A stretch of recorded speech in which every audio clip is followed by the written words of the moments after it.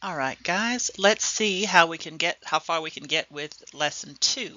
I've got there'll be bells and I'll be stopping, so I'm just trying to do this in the middle of between classes, and so we'll see how it goes. All right, so lesson 2 is plant pests and diseases, basically weeds and bugs. All right, this is a spider mite. You're gonna see a lot of those. All right, let's take a look. Okay, so let me get my mouse ready too. All right, so we're gonna particularly start with like weeds and bugs. Common weeds, insects, mites, and plant diseases. Like I said, there may be a little bit of overlap because we've already covered diseases in last section, but we might have a little overlap. We're going to recognize plant distress and possible causes. And we're going to expand on the difference between beneficial and non-beneficial insects. They have like a whole little war going on between good bugs and bad bugs, and we're going to list different parasitoids, parasites, and predators and or pathogens that can be used to manage insects and mite populations. So we're actually going to talk about how you can use one type of mite to kill another type of mite. They have whole little battles down in there, so it's pretty cool. So we'll talk about that a little. These are our videos for this one. And again, you had 2 videos for section 1, 2 videos for section 2, 15 from each. Okay, that's 30 video for each section, 60 altogether. Make sure that you're not goofing off, and you'll have everybody's had plenty of time to get these done. So just make sure you're not goofing off. Okay, so we got the insects, pests to watch out for, and then plant diseases, 5 home remedies that work. All right, then so starting off. Again, mouse, the dang mouse. Okay, so early detection of plant diseases from weeds, insects, mites, and viruses is vital for effective management. The earlier you can find it, the easier it is to handle. Biological control, which is using natural enemies like parasites and predators and pathogens, is a key strategy, though it can be complex. So you're actually using parasites on bugs. Okay, you're finding a parasite to work as a parasite on a parasite. Because if we can kill the bugs, if we can find something that'll kill the bugs, then the bugs won't eat our plants. So conservation and augmentation of these natural enemies is crucial for pest control. One of the easiest to think about is ladybugs. Ladybugs eat aphids, and they love to eat aphids. All right, so if we can grow ladybugs, then we're going to have good pest control. All right. So the term weed, though, let's start with weeds. And it was so hilarious when I was trying to look up pictures for my lessons here, my PowerPoints. Every time I would type this word in, I would get blocked. It's hilarious. No, I'm talking about garden weeds. Okay, so the term weed is defined both ecologically and practically. Okay, so ecologically, talking about in your environment, a weed is an organism adapted to thrive in disturbed habitats characterized by rapid growth, high reproduction, and wide dispersal, meaning it grows fast and it gets out of control. Practically, though, according to your book, a weed is any organism, not just plants. Like, right? Are you going to call this bug a weed? No, you're not. But that's what the book says. So a weed is any organism, not just a plant, that's going to interfere with the management goals of a specific location, highlighting the subjective and context-dependent nature of the term. What? Okay, what that's saying is, okay, what one person calls a weed, another may like. It's a good example in a good example of this is in my yard. I have clover everywhere. I love having clover everywhere because the bees like it. The clovers add nitrogen to the yard. It is, and I like the naturalness of how the clover looks. But there's some of my neighbors who prefer only to have, what is it, Bermuda grass and nothing else, and it has to be perfect green carpet. And I was like, ugh. So a weed is subjective. Okay, so he would consider my clover a weed. I like to have my clover. All right, and so, and also dandelions. A lot of people think dandelions are a weed. I prefer to have dandelions because that's what the bees need to eat right there at the beginning of spring. Almost all of the pollinators need to get that first source of food, which the dandelions give. So I'm not ever going to pull a dandelion. I'm not ever. And I'm going to make my wishes all over my yard because I want dandelions. So the idea of what's a weed to one person is different that's why we say it's subjective. Okay. And same thing for some of the bugs. Okay. All right, so the term weed is context dependent. That's what I just said, meaning the organism's status as a pest varies based on the situation. The examples illustrate this. Honeybees are a pest if they're in your house. but they're very beneficial pollinators. Earthworms the same. People think they're gross.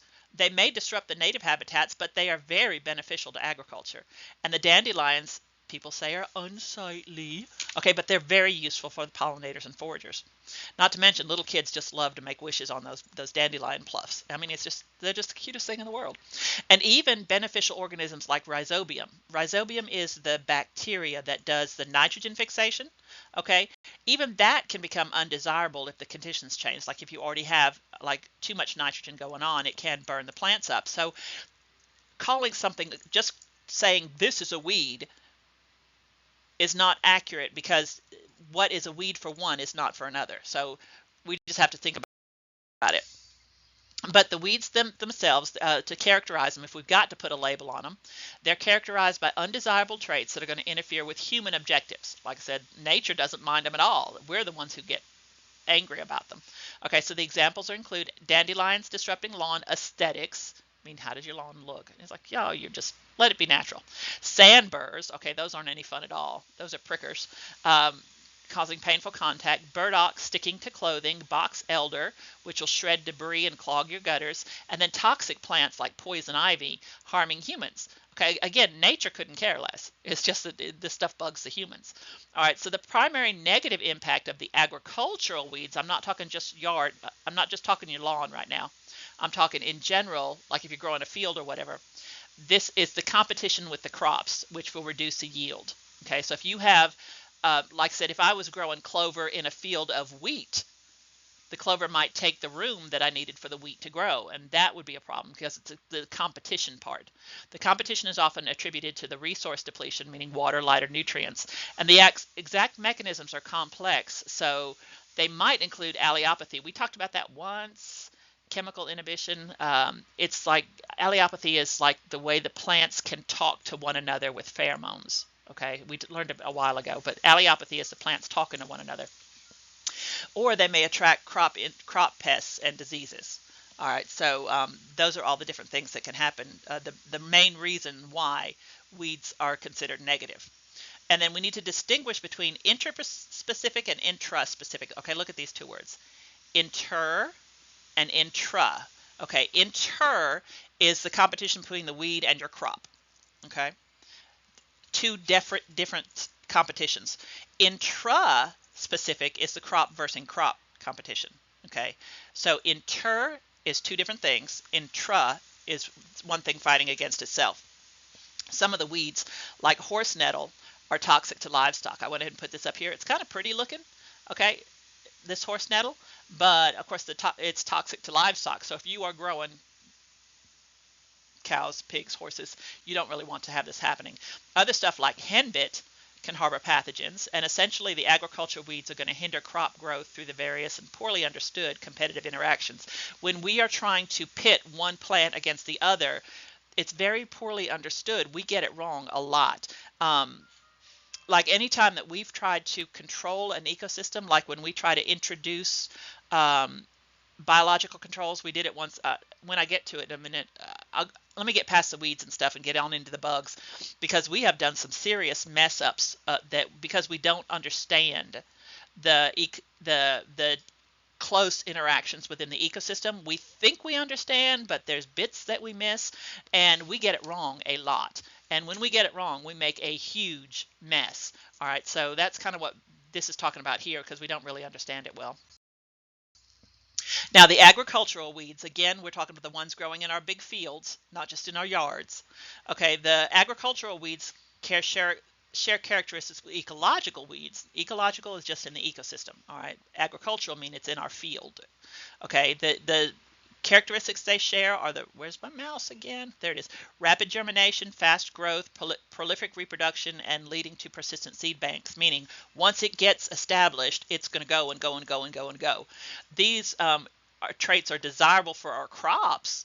Now, if we could get our corn and our wheat to do this, that's fine, but it's problematic if they're going to hinder the crop growth. The weeds are going to do it. So both annual and perennial weeds pose challenges. The perennials, meaning they're going to thrive due to the ability to regrow from root fragments. The perennial weeds come back year after year. That's what it means, perennial.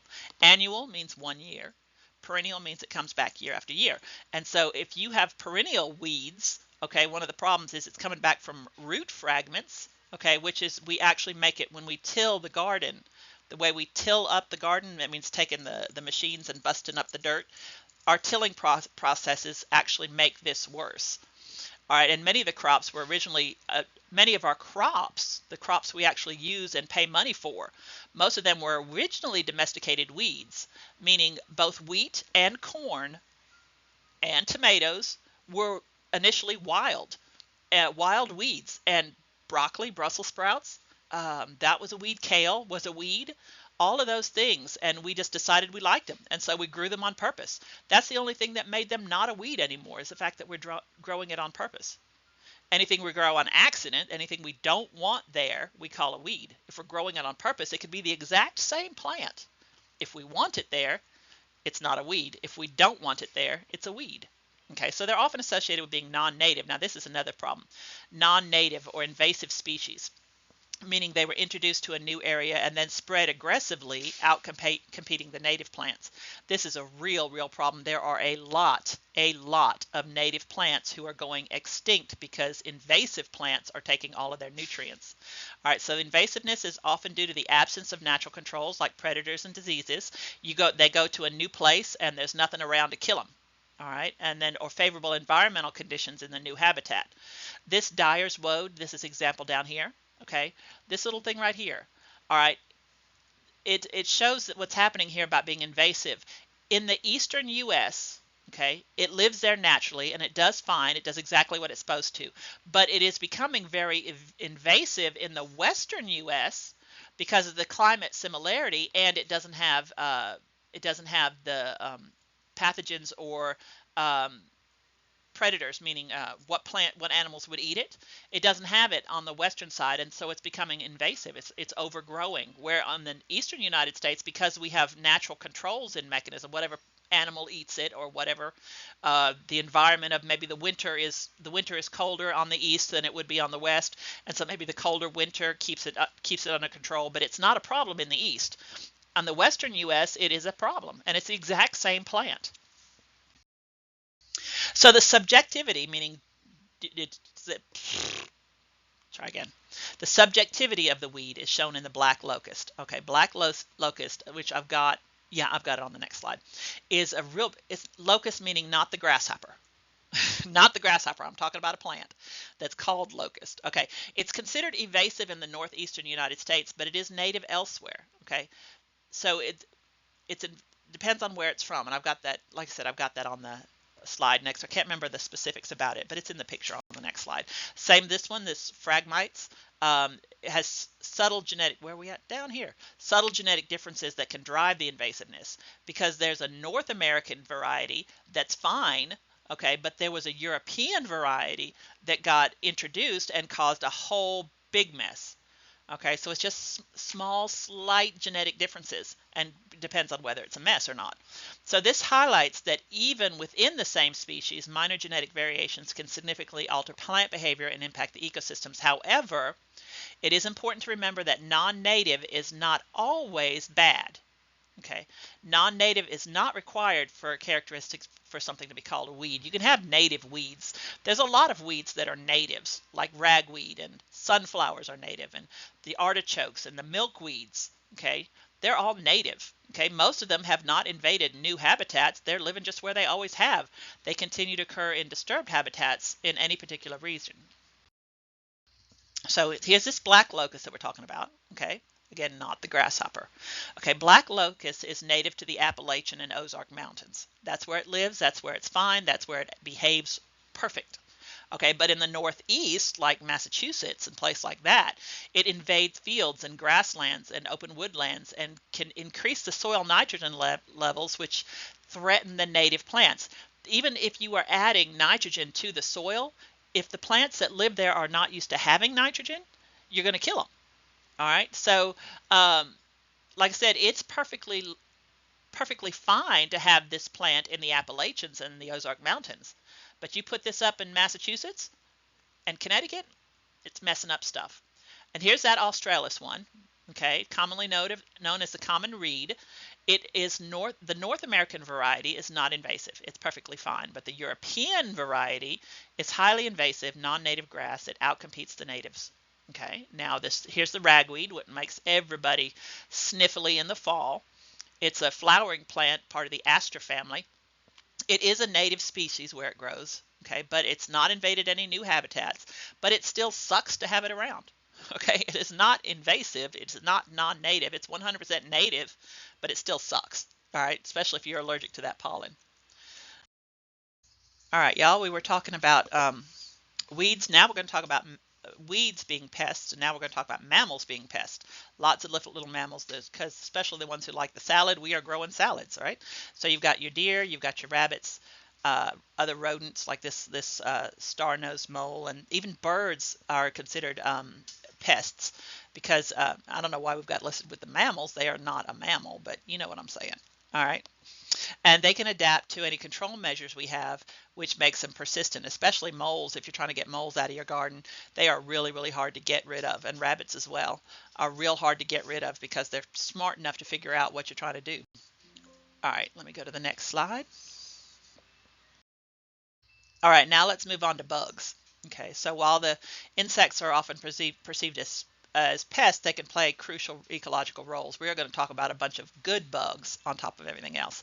So it's essential to distinguish between harmful and beneficial insects. What I've seen way more often, somebody squishing a bug just because it's a bug. There's a lot of bugs that are useful, and you don't need to be freaking out about them or jumping or screaming or because some of them are actually beneficial. The beneficial insects perform vital functions like pollination especially, and pest control, like this ladybug is going to eat other bugs, okay? And they should be protected, while the harmful insects require responsible management.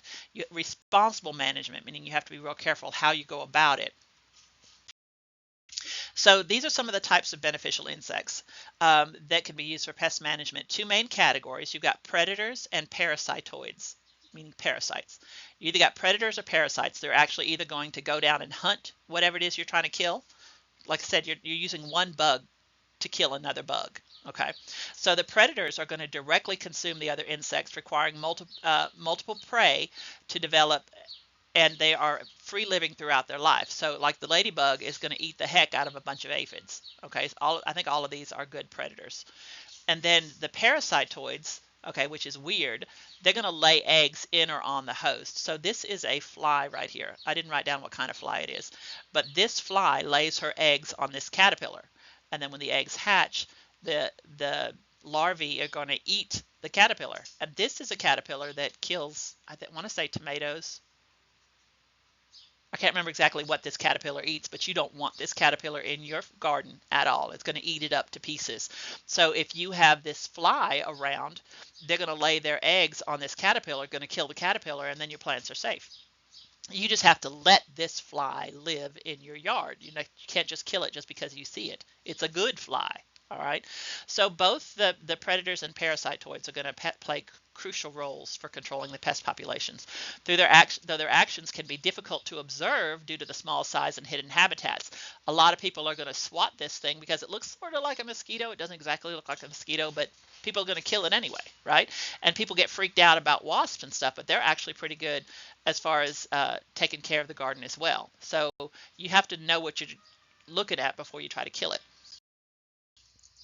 So again, if you're trying to attract the beneficial insects, if you're kind of trying to, where's the dang, don't know why I have so much trouble with this stupid mouse. Okay, so if you are trying to bring beneficial insects to your garden, okay, attracting the beneficial insects is going to involve creating diverse habitats to meet their needs. Basically, you got to give them a good place to stay. Plant diversity is one of the main things, with different flowering times and structures and colors will increase the insect population. So giving them a lot of choices in the flowers they're going to live on. You need to provide shelter and cover for them. Nectar pollen sources are crucial, which means you're providing the shelter and cover by giving them these plants. You don't have to give them little houses. Okay, there's a little thing called bee houses, of course, a hive, but they don't have to have that. Okay, and then another way that you can make it nice for the good bugs to live in, give 5 to 10% of the garden or field for the insect habitat is recommended for optimal results. So even if you are growing a field of, say, garden plants like tomatoes or okra or any of that stuff. You're just growing. But if you save 5 to 10% of your garden for plants that these guys like, they'll come and take care of your plants. Okay, so just give them 5 to 10% of your garden. These are some of them here. These are the plants that will attract them. Okay, so these are some examples of stuff you can grow in your gardens to bring the beneficial insects to you. Okay, they don't all live here, so you'll want to, if you remember, a couple of chapters ago, we found out that the zone we live in is 8A, I think. I'm pretty sure it's 8. You just look it up. What zone do we live in? Give it your zip code, and it'll tell you what plants grow best in your area. So it'll also tell you which ones of these are good to choose. Okay, not all of those grow in our area, but look up the zone maps with our zip code, and they'll tell you what does grow in our area. So now, these are the pests. These are the ones we do not want, okay? So the insect pests significantly damage the garden vegetables, reducing your yields and quality by attacking various plant parts and transmitting diseases. It's nothing uglier than seeing a cucumber that a bug's been after. Okay, it's just, you're not going to eat it. So the effective control is going to require a multifaceted approach, including anticipating the pest problems, knowing what to look for ahead of time, maintaining good garden hygiene, meaning if particularly the crepe myrtles and roses, they have a lot of problem if you leave their leaves around. So this is where garden hygiene would be a problem. You're picking up dead leaves because several of the different plants get sick if you leave their leaves around. So it depends on what kind of thing you're growing. Okay, so then you got regular inspections and timely, judicious use of insecticides. Judicious use means use it carefully. Don't just throw insecticides everywhere. Some key practices include removing the insect habitats, turning over spent plants, targeting young pests, and adhering to pre-harvest intervals, selecting appropriate insecticides. So these are some of the things you can do ahead of time to stop giving them a place to live, to eat your garden. So a lot of the insects undergo metamorphosis, which is a series of changes. And what are we looking at here? This picture is the bad bugs. Okay, these are the ones you want to get rid of. So do not give them any habitats that they need. Turn over the plants. Get rid of the dead leaves if they lives in those areas. Now, this is a whole different category. I'm talking about basically bugs' life, and you know this already, a lot of this. The insects are going to undergo metamorphosis, which is a series of changes from eggs to adult, and involve molting and shedding as they grow. Okay, that I'm going to talk about some more on the next slide right here, specifically about why are there two sets of bugs there. Okay, there's two main types of metamorphosis for these bugs. Okay, you have the gradual, which is incomplete metamorphosis, where the young nymphs look almost exactly like the adults. Aphids and grasshoppers look like this, and cockroaches and a lot of the beetles. But then you have complete metamorphosis. So this is gradual or incomplete. Okay, that's one where they look like, and I've got a picture to show you on the next slide. All right, and then complete metamorphosis, which involves larval and pupal stages before adulthood, like beetles and flies and caterpillars. Most vegetable garden pests are going to have one or more of these types. All right, and so this, I think, I'm going to go over this with the picture on the next page. All right, yeah, because I've got it there. Okay. All right, so the complete metamorphosis is what you're probably used to thinking about butterflies, right? So it has 4 distinct stages. Okay, egg, larva, pupa, adult. The larvae grow significantly and then transform. See the larvae, that's the caterpillars, okay, that are going to grow significantly, form non-feeding pupa right here. They don't eat at this stage, but they do go through their major physical changes. And then the adult emerge with the wings, and they're going to mate with the others, and then they'll lay the eggs and start again. A lot of times the adults have different feeding habitats than the larvae does. The larval stages are also known as maggots or grubs or caterpillars. Okay, maggots, especially if you're talking about flies. That's the larval stage here. Now, the gradual or incomplete metamorphosis, the babies just look like the adults. It's nothing major. Okay, no major changes going on. Okay, this is just a beetle. The young nymphs resemble the adults, so we call them nymphs like this.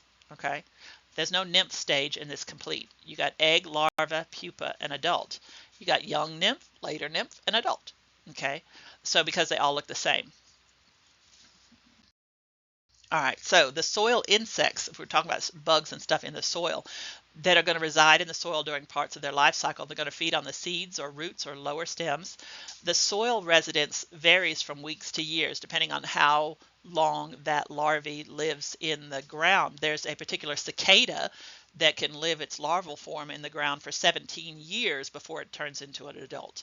Okay, but different animals have different bugs have different lengths of time that they stay in this larval stage, and they can cause rapid and severe damage to the newly planted crops. And if you have soil inspection going on during cultivation, you've got to check to see if they're there to manage these pests. You've got to look through the soil to see if you can find them. So here's some examples. So you got seed corn maggots. Okay, it's just gross. All right, the white legless maggots damaging the roots and seeds and killing the young plants. Controlling this involves avoiding planting in the soil that has organic matter and wet conditions because that's where they're going to be living. And then there's onion maggots. Do you see it right in there? Again, gross. Sorry. These white maggots are going to bore into the stems and bulbs, causing plant death and bulb rot. And to manage these, you need to avoid the high organic matter soil, just like the other, and removing cull onions, meaning if they start to get damaged, you got to take them out before this stuff spreads around. And then you've got cabbage maggots. Okay, again, sorry about this, guys. It's just gross. And so these yellowish white legless larvae, they're going to damage the roots and stems. This is like the base of a cabbage. The leaf would be coming out this way. Okay. Causing the seedlings to wilt and die, and then introducing diseases. So prevention for this involves covering the seedlings to exclude the adult flies, keeping the flies off of it, and then avoiding cold, damp soil, and then adding organic matter in the fall. So this one, they want you to add organic matter. These others, too much organic matter is going to cause you problems. So you have to think about what you're dealing with. Now, spider mites. This is the weirdest thing about spider mites. Spider mites can be bad or good. Okay, some of the spider mites are small pests that damage plants by feeding on the leaf undersides, causing yellowing and necrosis. They're particularly harmful to crops like soybeans and corn. Have you ever seen a plant do this? That's spider mites. It's awful. Okay, especially during hot, dry periods, which we would get here. Now, there are some predatory mites. There are some of these that will hunt and kill others. Look at that. This is one mite killing another mite. All right, this is a good one. Okay, this is a bad one. They're mean little things. All right, so I don't need to know their names. You don't need their Latin names. Okay, just it's a predator. Okay, and they're natural enemies that can help control the spider mite populations. So they're real small, and it doesn't take much. And these hunter things are really, really cool. Sorry about that. Skip there. We had a bell ring.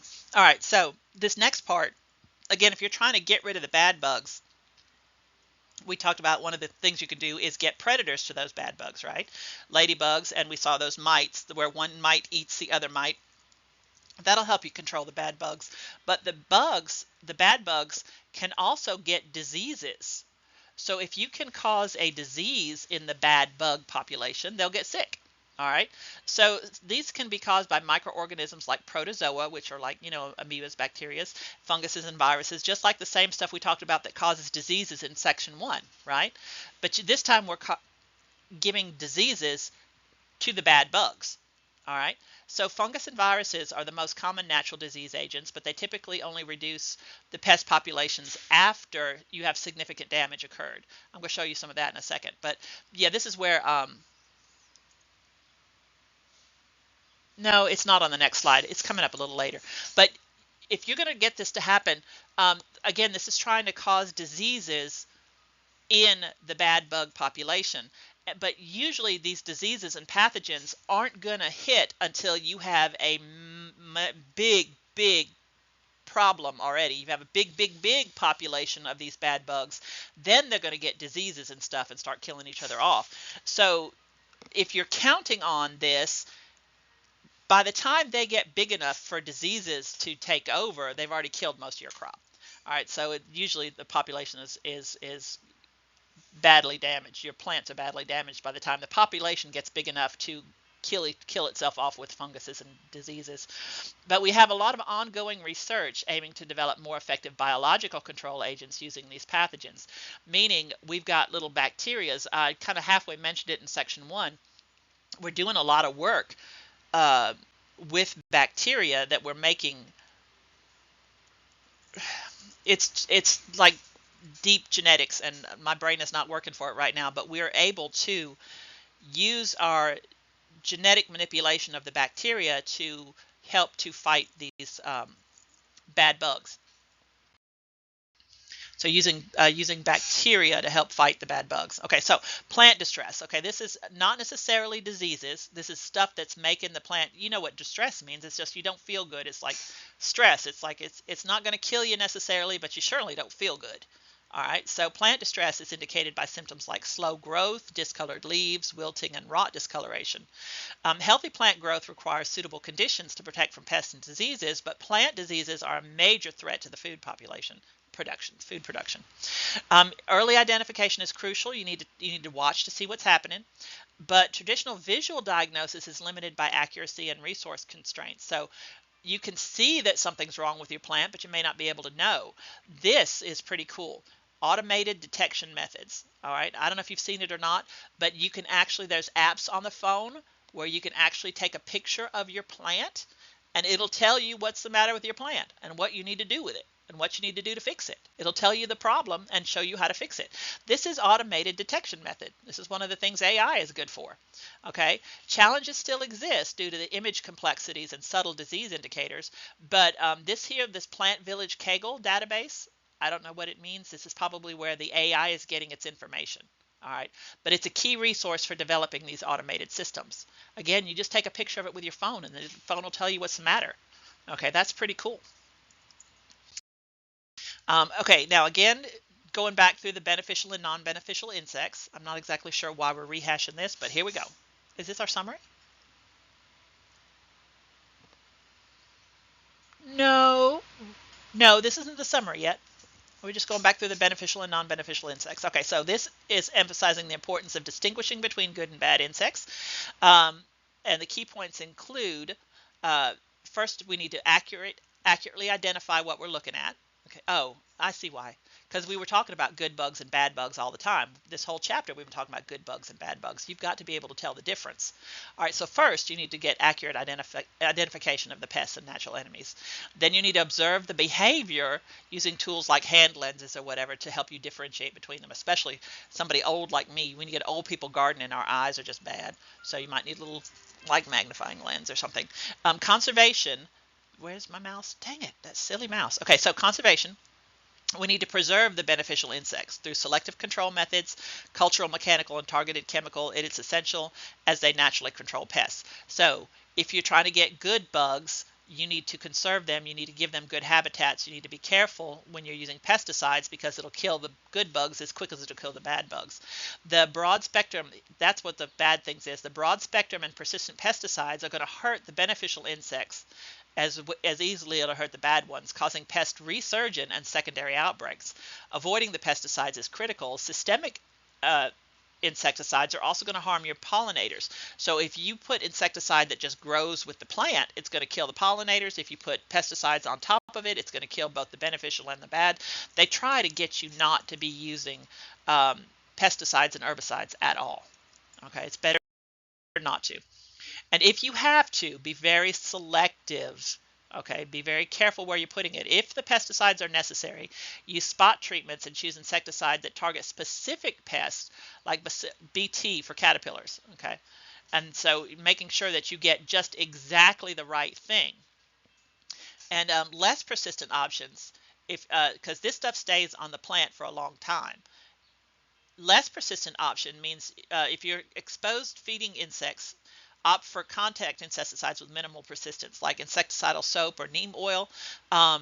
They don't last as long, and they'll take care of what you have going on, but then they break down so that the plant can be more natural. It's not going to leave itself like marinating in pesticide. Okay. And then to help foster this biological control, the non-persistent pesticides, the ones that don't last, like these ones here, okay, the ones that break down for us, they're favored to protect the natural enemies and provide long-term control. We do not want this stuff, like we said, we don't want the plants marinating in herbicide and insecticides. We want, if we do have a problem, we want to just spot treat, find out exactly what kind of bad bug we have and kill that exact thing. Don't just put a broad spectrum that's going to kill everything. And then get the kind that are going to break down pretty quickly so that we don't leave that persistent on the plant. And this spinosad, I don't know, the text was using this word spinosad like we knew what it was already, and we don't. So I looked it up for us. It's a natural substance made by soil bacteria that can be toxic to insects. It's a mixture of two chemicals called spinosyn A, spinosyn D, and it's used to control a wide variety of pests. It includes thrips, leaf miners, spider mites, mosquitoes, and ants and fruit flies and others. So it was talking like we knew what it was, but we didn't know what it was. But it's a very natural pesticide. Okay. For the difficult pests, spinosad is an option, but it can harm some of the beneficials and bees especially. So you need to avoid it during flowering. We don't want to hurt those bees at all. But it is, if you got something difficult, if you're sure you know exactly where it's going, keep it away from the bees and just put it on exactly what you're looking for. All right, so here's our summary. All right, so this text is going to detail plant pests and diseases, focusing on identification, management, and crucial distinction between beneficial and harmful.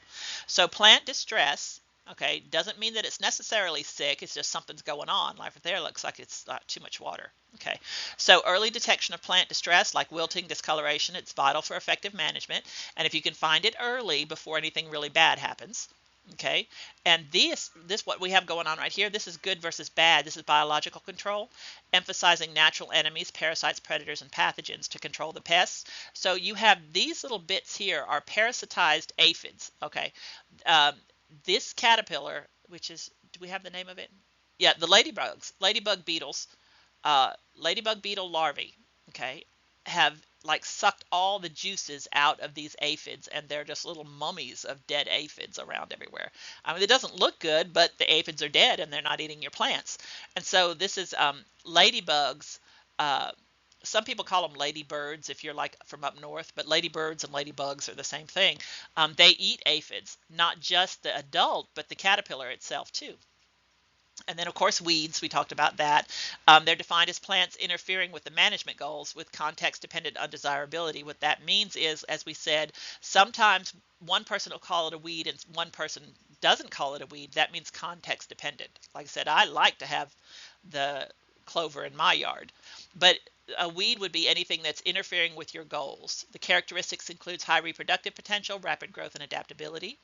Agricultural weeds, meaning the ones that are growing in our fields, okay, are going to compete with the crops potentially through allelopathy, which is the way plants talk to one another with hormones, or by attracting other pests.